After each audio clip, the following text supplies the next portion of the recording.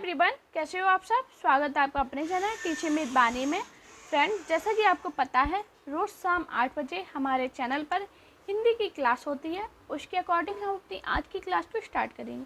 आज की जो हमारी क्लास है, हमने हमारे जो 250 क्वेश्चन थे उसकी ये आखिरी क्लास है। 4 क्लास हो चुकी हैं। जिसने भी नहीं देखी वो जाइए, प्लेलिस्ट पे डली हुई है क्लासेस, उसे देखिए। ये काफ़ी ज़्यादा इंपॉर्टेंट है। 250 क्वेश्चन काफ़ी बार पेपर में पूछे गए थे, इसलिए मैंने सभी आपको करा दिए हैं। मेरा फ़र्ज है कराना और आपका फ़र्ज है वीडियो को पूरा देखना और अपनी तैयारी को बेहतर करना। आज का हमारा पहला क्वेश्चन है, कवि कालिदास की अभिज्ञान शाकुंतलम को हिंदी अनुवाद किसने किया। ये बहुत इंपॉर्टेंट है, पेपर में काफ़ी बार पूछा गया है कि कवि कालिदास की अभिज्ञान शाकुंतलम। इधर क्वेश्चन क्या बना, अभिज्ञान शाकुंतलम किसकी है, तो कालिदास की है। इसका हिंदी में अनुवाद किसने किया, तो किया है राजा लक्ष्मण सिंह ने। हमारा अगला क्वेश्चन है, कस्तूरी कुंडल वसे किसकी आत्मकथा है। ये भी बहुत बार पूछा गया क्वेश्चन है। कस्तूरी कुंडल वसे किसकी आत्मकथा है, तो आपको याद रखना है ये मैत्री पुष्पा की है। हमारा अगला क्वेश्चन है, कादम्बरी के लेखक कौन है, तो कादम्बरी है ये इसके लेखक है वो है बाणभट्ट। ये बहुत इंपॉर्टेंट है, बहुत बार ये पेपर में पूछी गई है।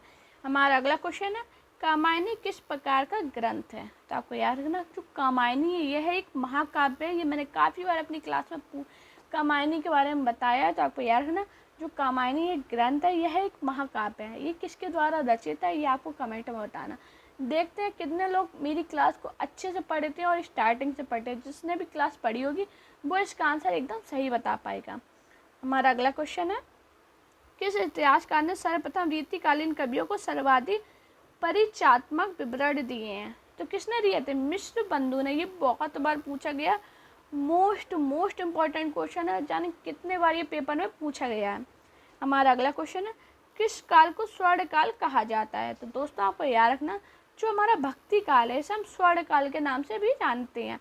काफ़ी बार ये पूछा गया कि भक्ति काल को हम क्या कहते हैं, तो आपको याद रखना भक्ति काल को हम स्वर्ण काल के नाम से भी जानते हैं। दोस्तों, अगर आपको मेरी वीडियो पसंद आए तो वीडियो को लाइक कीजिए, चैनल को सब्सक्राइब कीजिए और अपने दोस्तों के साथ वीडियो को शेयर कीजिए। वीडियो के अंत में सभी लोग ज़रूर बताना कि आज की क्लास आपको कैसी लगी। अगर आपको मेरी मेहनत, मेरा पढ़ाने का तरीका पसंद आता है तो प्लीज़ एक प्यारा सा कमेंट मेरी मेहनत के लिए। हमारा अगला क्वेश्चन है, किस छायावादी कवि ने संवाद शैली का सर्वाधिक प्रयोग किया। ये बहुत बार पूछा गया क्वेश्चन है, तो आपको याद रखना वो है जयशंकर प्रसाद। अब इधर से क्वेश्चन 2 क्लियर हुए। जयशंकर प्रसाद किस काल के कवि हैं, वो छायावादी कवि हैं। अब क्या बना, छायावादी कवि ने संवाद शैली का सर्वाधिक प्रयोग किया था, तो वो है जयशंकर प्रसाद। आपको दोनों क्वेश्चन याद रखना है, दोनों बार पूछे गए क्वेश्चन है। किस देश की अधिकतम संख्या में भाषा बोली जाती है, तो किस देश में बोली जाती है, भारत। हमारा अगला क्वेश्चन है, रामधारी सिंह दिनकर ने किस रस के कवि माने जाते हैं। ये बहुत इंपॉर्टेंट क्वेश्चन है, पेपर में पूछा गया था कि रामधारी सिंह दिनकर है ये किस रस के कवि माने जाते हैं, तो आपको याद रखना वीर रस। हमारा अगला क्वेश्चन है, रामधारी सिंह दिनकर को किस रचना के लिए ज्ञानपीठ पुरस्कार मिला था। दोस्तों, ये बात मैंने काफ़ी बार आपको अपनी क्लास में बताया है। आपको याद रखना जो रामधारी सिंह दिनकर है इन्हें उर्वशी के लिए ज्ञानपीठ पुरस्कार मिला था। हमारा अगला क्वेश्चन है, रीतिकाल का वह कौन सा कवि है जो अपनी मात्र एक कृति से हिंदी साहित्य में अमर हो गया। बहुत ज़्यादा इम्पोर्टेंट और बहुत बार पूछे जाने वाला क्वेश्चन है, तो आपको याद रखना जो बिहारी जी हमारे थे ये मात्र एक कृति से फेमस हो गए थे बहुत ज़्यादा, इसलिए इन्हें बोला जाता है कि हिंदी साहित्य से अमर हो गए थे। तो आपको याद रखना वो है बिहारी। बिहारी का मैंने पूरा जीवन परिचय आपको अपनी क्लास में पढ़ाया है। उसकी जो क्लास है वो प्लेलिस्ट पे डली हुई है, आप जाइए उस वीडियो को सर्च कीजिए, पूरी पढ़ना क्लास। काफ़ी आप इम्पॉर्टेंट पॉइंट है जो बिहारी से बनते थे काफ़ी बार पेपर में, वो मैंने सभी पढ़ाए हैं। तो आपका काम है जाइए प्लेलिस्ट बनी है, वीडियो को देखिए। हमारा अगला क्वेश्चन है, लाल पीला होने का क्या अर्थ है, तो लाल पीला होने का अर्थ नॉर्मल सी बात है, सभी को पता है क्या है, क्रोध करना। हमारा अगला क्वेश्चन है, ले चल मुझे भुलावा देकर मेरे नाविक धीरे धीरे। इस पंक्ति के रचयिता कौन है, तो ये जो पंक्ति है बहुत ज़्यादा इम्पोर्टेंट है। इसके रचयिता वो है जयशंकर प्रसाद। आपको याद रखना, अपने नोट्स बनाते हो तो उसमें ज़रूर लिखना। हमारा अगला क्वेश्चन है, लोग है लागी कवित बनावत मोहे तो मेरे कवि बनावत। इस पंक्ति के रचयिता कौन है? आपको याद रखना जो ये पंक्ति ये भी घनानंद की है, और घनानंद का पूरा जीवन परिचय मैंने आपको पढ़ाया है, तो वो जरूर आप पढ़ना, जिससे आपको घनानंद से जितने भी क्वेश्चन पेपर में बनते हैं वो आपके क्लियर हो जाए। हमारा अगला क्वेश्चन है, वही मनुष्य है जो मनुष्य के लिए मेरे के रचयिता कौन है? ये बहुत इंपॉर्टेंट है, बहुत बार पूछी गई है, और इसके जो रचयिता है वो है मैथिली शरण गुप्त। हमारा अगला क्वेश्चन है, वापसी किस विधा के रचित है? तो आपको याद रखना ये वापसी है, ये कहानी है। अब हमारा क्वेश्चन एक बना था कि विक्रम संवत का शुभारंभ कब हुआ था? तो आपको याद रखना जो विक्रम संवत है इसका शुभारंभ कब हुआ था? 57 ईस्वी में। ये पेपर में काफ़ी बार पूछा गया है। हमारा अगला क्वेश्चन है, विद्यापति की पदावली किस भाषा क्या है? तो आपको याद रखना जो विद्यापति की पदावली है इसकी जो भाषा है वो है मैथिली। हमारा अगला क्वेश्चन है, वीर गाथा काल के सर्वश्रेष्ठ कवि माने जाते हैं? तो आपको याद रखना जो वीर गाथा काल के सर्वश्रेष्ठ कवि हैं वो हैं चंद्रवरदाई। जैसे आपके 2 क्वेश्चन कल बने हैं कि वीर गाथा चंद्रवरदाई किस काल के हैं? तो वीर गाथा काल के हैं। और सर्वश्रेष्ठ कवि के नाम माना जाता है वीर गाथा काल का? तो आपको याद रखना चंद्रवरदाई। हमारा अगला क्वेश्चन है, वीरों का कैसा हो बसंत कविता के रचयिता कौन है? तो आपको याद रखना जो वीरों का कैसा हो बसंत ये जो कविता है ये है सुमित्रा कुमारी चौहान की। दोस्तों प्लीज़ आपसे रिक्वेस्ट करूँगी वीडियो को लाइक जरूर करना और शेयर किया कीजिए, और एक प्यारा सा कमेंट जरूर किया कीजिए, जिससे मुझे एक मोटिवेशन मिले कि आपको मेरी वीडियो पसंद आती है और आपके लिए ऐसी प्यारी प्यारी क्लास लाते रहें। हमारा अगला क्वेश्चन है, व्यवस्थापिक और विद्रोह के विलक्षण संयोग किस प्रयोगवादी कवि से सबसे अधिक मिलते हैं? तो किससे मिलते हैं? आगे से। ये पेपर में बहुत बार पूछा गया, जब डीप में जाते तो ऐसे क्वेश्चन बनाते हैं, तो आपको याद रखना है। हमारा अगला क्वेश्चन है, शिव शंभू के चिट्ठे से संबंधित रचनाकार कौन है? तो शिव शंभू के चिट्ठे से संबंधित रचनाकार है वो हैं बाल मुकुंद गुप्त। दोस्तों ये जो क्वेश्चन है ये सभी एग्ज़ाम के लिए इम्पोर्टेंट है। आप किसी भी एग्ज़ाम की तैयारी कर रहे हो, अगर आपके लिए क्वेश्चन में हिंदी आती है तो ऐसे क्वेश्चन बनते हैं, तो ये सभी एग्ज़ाम के लिए इम्पोर्टेंट है।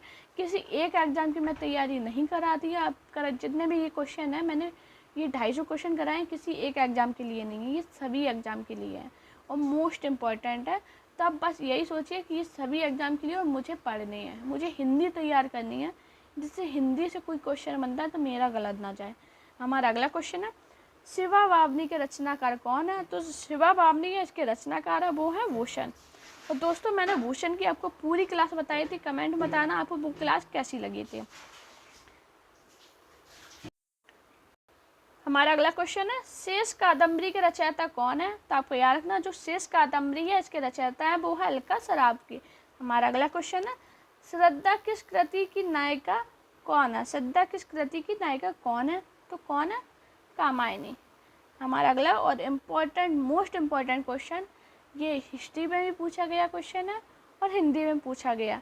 संविधान की 8वीं अनुसूची के अनुसार कितनी भाषा को राज्य भाषा के रूप में संवैधानिक मान्यता प्राप्त है? तो आपको याद रखना जो हमारी 22 भाषाएं हैं इन्हें संवैधानिक मान्यता प्राप्त है। हमारा अगला क्वेश्चन है, संविधान की 8वीं अनुसूची में शामिल की गई 4 भाषाएं कौन सी थी? तो कौन सी थी? संथाली, मैथिली, बोडो और डोंगरी। हमारा अगला क्वेश्चन है, ये जितने भी संविधान से क्वेश्चन है ये पेपर हिंदी में पूछे गए और मोस्ट इम्पोर्टेंट क्वेश्चन है, हिंदी से यही क्वेश्चन बनते हैं काफ़ी बार। संविधान की किस अनुच्छेद के अनुसार हिंदी भारत की राज्य भाषा है? तो दोस्तों आपको याद रखना मैंने काफ़ी बार, अगर आप मेरी पुरानी क्लास देखते हो तो मैंने क्लास में बताया है हिंदी भारत की राज्य भाषा है, ना कि राष्ट्रभाषा। तो हिंदी की जो राज्य भाषा है ये कौन से आर्टिकल में है? तो 343(1) में है।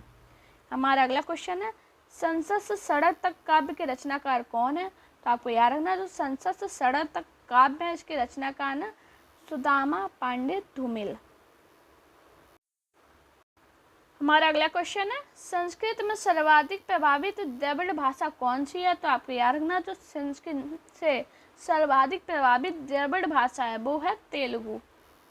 हमारा अगला क्वेश्चन है, संस्कृति के 4 अध्याय किसकी रचना है? ये बहुत इंपॉर्टेंट क्वेश्चन है, बहुत बार पेपर में पूछा गया था कि संस्कृति से 4 अध्याय किसकी रचना है, वो है रामधारी सिंह दिनकर की। हमारा अगला क्वेश्चन है, साखी वे मुझसे कह कर जाते, इस पंक्ति के रचयिता कौन है? तो ये जो पंक्ति है ये है मैथिली शरण गुप्त की और इम्पोर्टेंट पंक्ति है। हमारा अगला और मोस्ट इम्पोर्टेंट क्वेश्चन, सबसे पहले अपनी आत्मकथा हिंदी में किसने लिखी? ये बहुत बार पूछा गया तो आपको याद रखना है, ये लिखी थी राजेंद्र प्रसाद ने।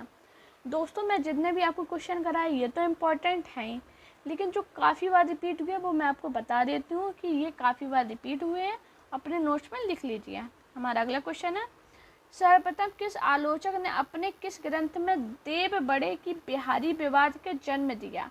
तो किसने दिया था? वो दिया था मिश्र बंधु ने हिंदी नवरत्न। हमारा अगला क्वेश्चन है,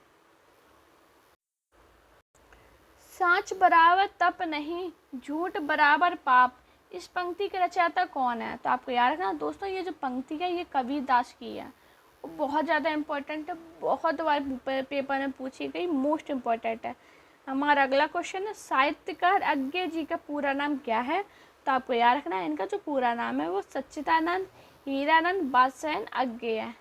हमारा अगला क्वेश्चन है, सिंधु सभ्यता के लोग किस क्षेत्र के निवासी थे? ये पेपर में पूछा गया था तो मैंने आपको इधर पे बता दिया, तो ये थे भूमध्य सागरी। हमारा अगला क्वेश्चन है, सिकंदर के सेनापति कौन था? तो सेल्यूकस निकेटस। सिकंदर किसका शिष्य था? तो भैया अरस्तु का था। हमारा अगला क्वेश्चन है, सिद्धों की उद्धत रचनाओं की काव्य भाषा क्या है? ये इंपॉर्टेंट है तो आपको याद रखना, तो सिद्धों की उद्धत रचनाओं की काव्य भाषा है वो है देश भाषा, मिश्रित, अपभ्रंश अथवा पुरानी हिंदी। हमारा अगला क्वेश्चन है, सुंदर परम किशोर वैक्रम चंचल चयन विशाल कर मुरली सिर मोर पंख पीताम्बर उन बरमाली, ये पंक्ति के रचनाकार किस है? तो आपको याद होना ये जो पंक्ति है ये सूरदास की और इम्पोर्टेंट है, पेपर में ये पूछी गई है। हमारा अगला क्वेश्चन है, सुभाषित वली के लेखक कौन है? जो सुभाषित वली है इसके जो लेखक है वो है मयूर। हमारा अगला क्वेश्चन है, सुदर्शन झील के पुनरुद्धार किसने कराया? तो ये कहता है स्कंद गुप्त ने। हमारा अगला क्वेश्चन है, सुहाग के नुपुर रचयिता कौन है? तो कौन है? अमृतलाल नागर, ये इंपॉर्टेंट है, पेपर में पूछा गया। हमारा अगला और मोस्ट इम्पॉर्टेंट क्वेश्चन, सूरदास के गुरु कौन थे? तो आपको याद रखना है, तो सूरदास इनके गुरु थे वल्लभाचार्य। सूरदास का पूरा जीवन परिचय मैंने आपको पढ़ाया है, तो आप जरूर वो क्लास को देखिए। फ्रेंड अगर आपको मेरी वीडियो पसंद आई हो तो वीडियो को लाइक कीजिए, चैनल को सब्सक्राइब कीजिए और अपने दोस्तों से वीडियो को शेयर कीजिए। साथ में आप मेरे टेलीग्राम अकाउंट टीचिंग विद पानी और मेरा इंस्टाग्राम अकाउंट वानी शर्मा ऑफिशियल में मुझे फॉलो कीजिए। दोस्तों अपना प्यार और सपोर्ट चैनल पर स्पीकर बनाए रखिए। Thank you guys for watching this video.